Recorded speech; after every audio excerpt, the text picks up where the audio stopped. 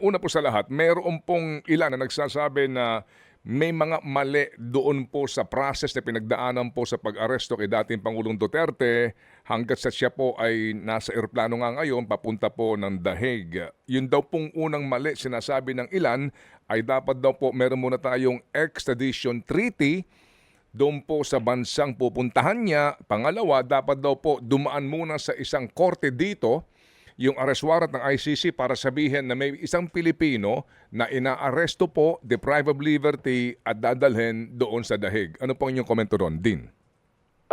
Mali yung dalawang punto na yon, Ted, no? Kasi una, yung proseso ng ICC ay hindi ayon sa national process. So magkaiba silang dalawa. No? Yung sinasabi na kailangan mo nang idaan sa korte si President Duterte, wala yan sa Philippine law, wala rin yan sa ICC Treaty. Sa ICC Treaty na miyembro tayo hanggang 2019. Remember that. Sabi ng Supreme Court, for anything happening under 2019, kasali pa tayo. At treaty na yun, simple lang sinasabi, kung suspect ka sa crimes against humanity or sa genocide, dito crimes against humanity, ito ang paraan. So, by the book, I have to congratulate the Marcos government. By the book, legally, yung ginawa nila. Now, extradition treaty.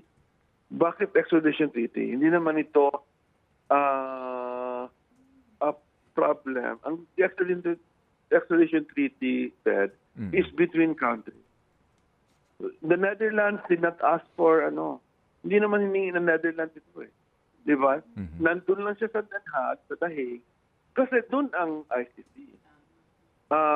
Ano yung treaties therefore applicable? Yung Rome Treaty, yung ICC Treaty, ang applicable. And since the crimes were committed by Duterte, alleged crimes against humanity, alam mo nyo, hindi alam ito ng marami, no?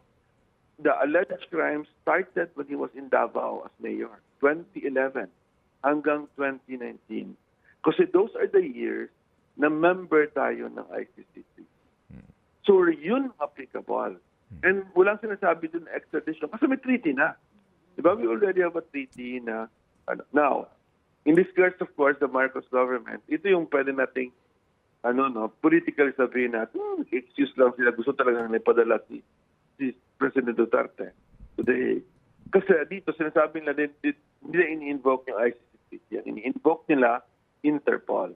Di ba? Na tumutulong natin sa Interpol. But sa totoo lang, I mean, let's call a spade, di ba? The Interpol is just an intermediary here. It's the ICC treaty that makes us liable, di ba? Makes us, requires us to cooperate.